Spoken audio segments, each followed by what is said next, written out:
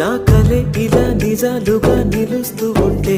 నా కథలనే కవితలే పిలుస్తూ ఉంటే, ఈ వరాలుగా ఉల్లాసమే కురుస్తూ ఉంటే, పెదవికి చంప తగిలిన చోట పరవశమేదో తోడవుతుంటే, పగలే అయినా గగనంలోన తారలు చేరెనుగా. నిజంగా నేనేనా ఇలా నీ జతలో ఉన్నా, ఇదంతా